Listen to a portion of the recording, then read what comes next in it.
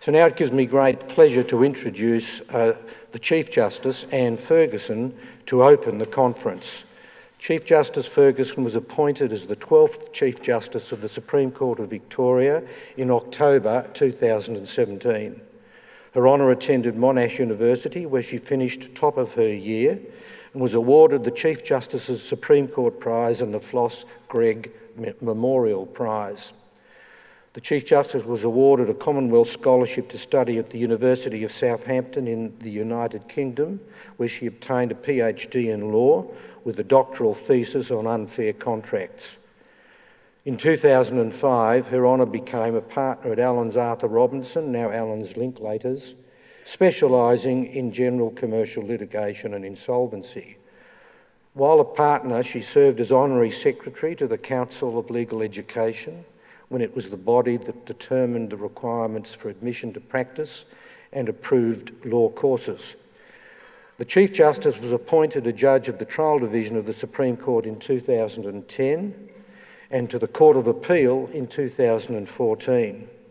And it gives me very great pleasure to be able to invite the Chief Justice to speak today as a colleague with whom I worked for 3 years on the Court of Appeal. Her Honour is keenly interested in the transparency and accountability of public institutions. She has presided on a number of high-profile matters, including the Lawyer X proceedings, which led to the establishment of the Royal Commission into the management of police informants.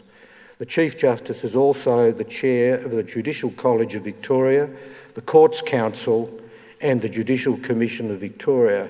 And I regret, and the Chief Justice has confirmed to me a short time ago, those responsibilities sadly intrude into her ability to sit as often as she would like. And that's a loss to Victoria, because indeed Her Honour is a fine jurist. So would you all join with me in welcoming the Chief Justice?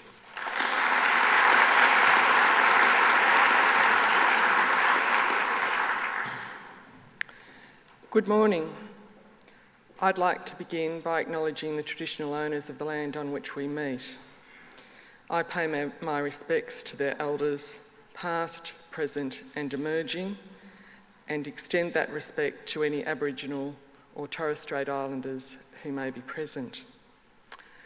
Thank you, Commissioner Redlich, for your warm introduction.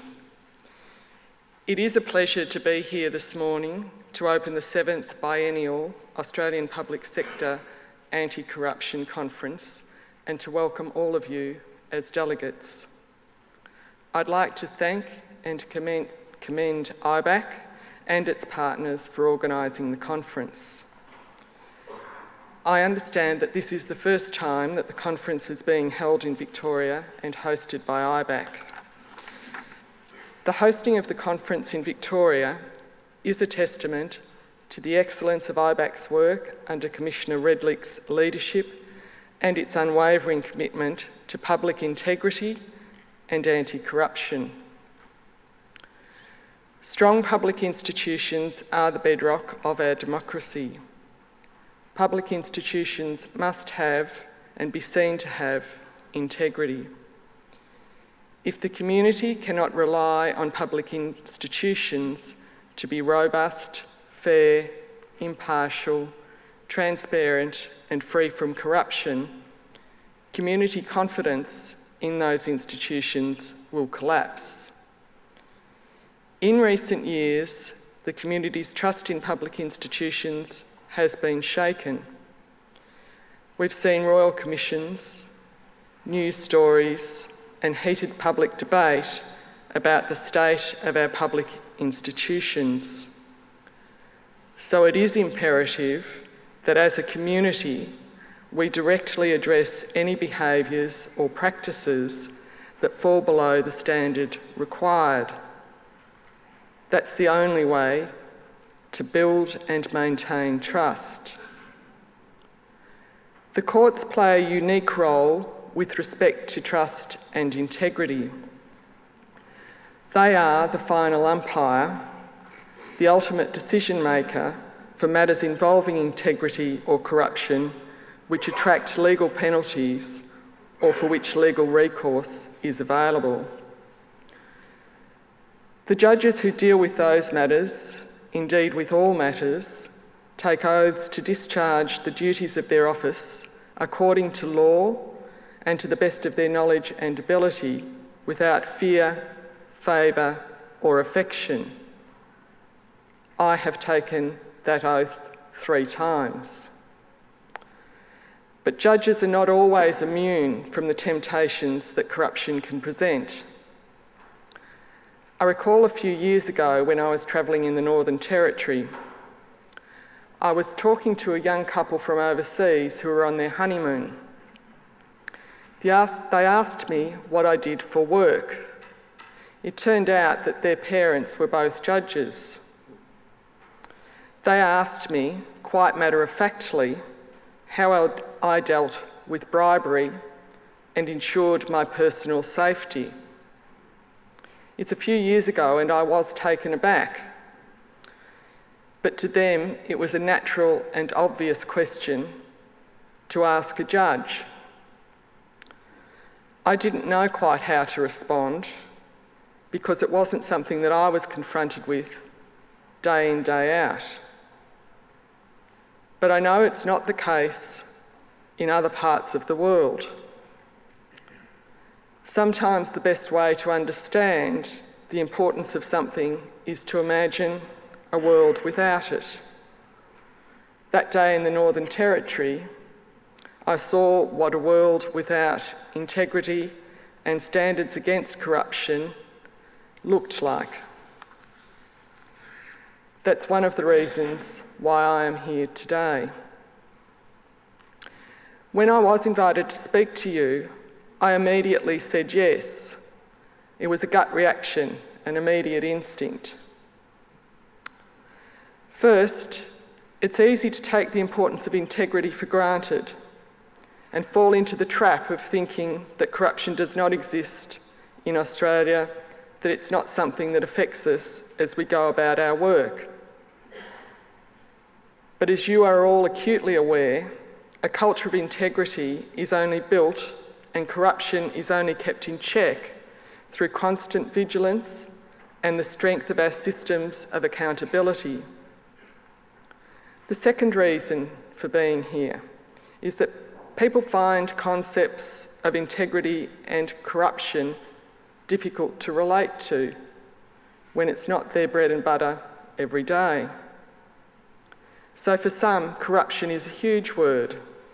It can sound accusatory to some.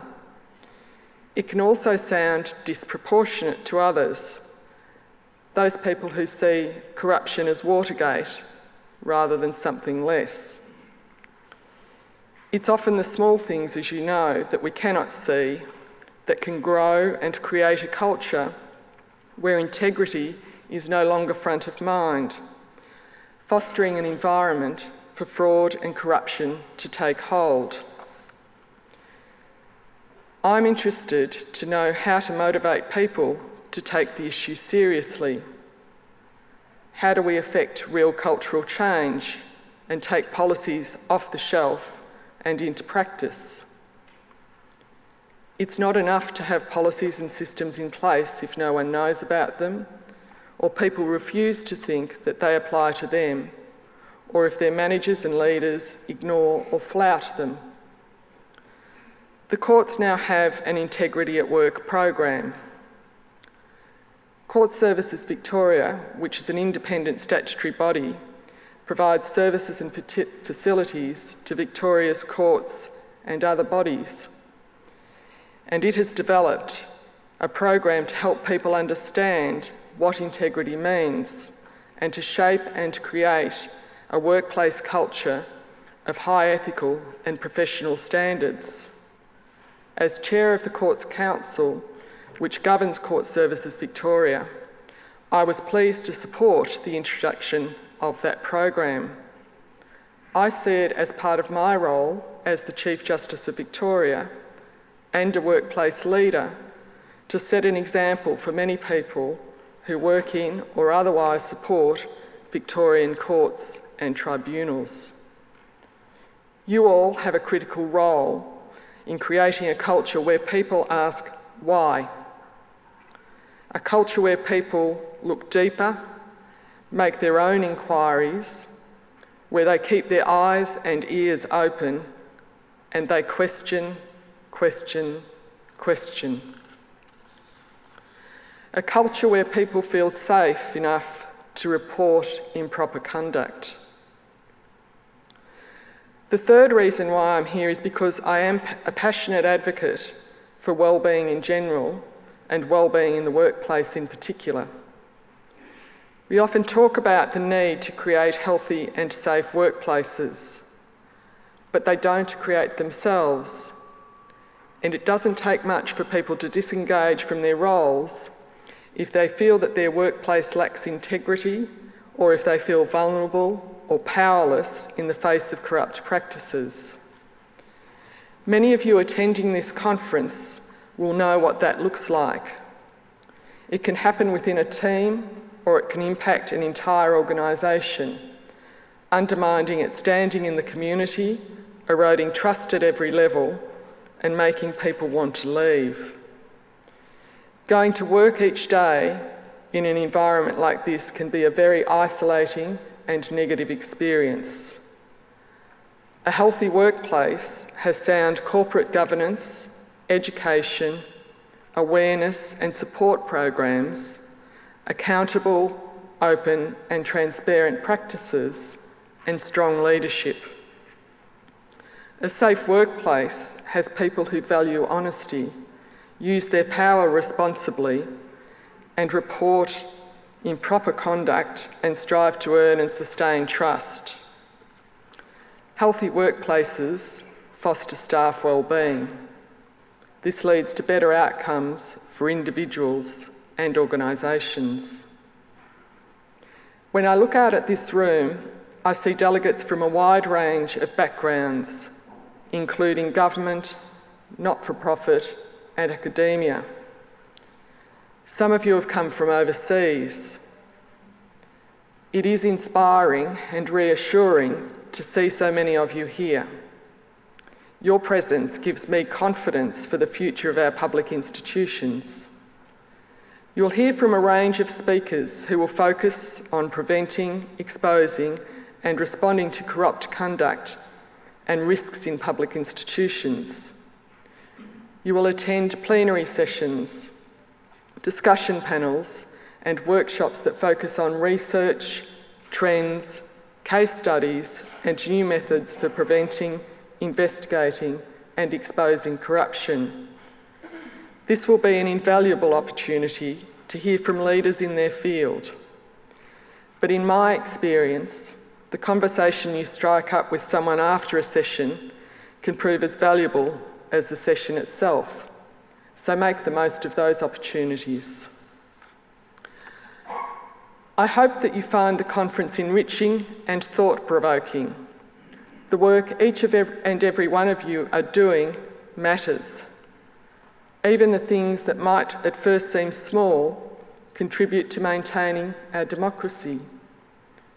I encourage you to keep that in mind over the next 2 days.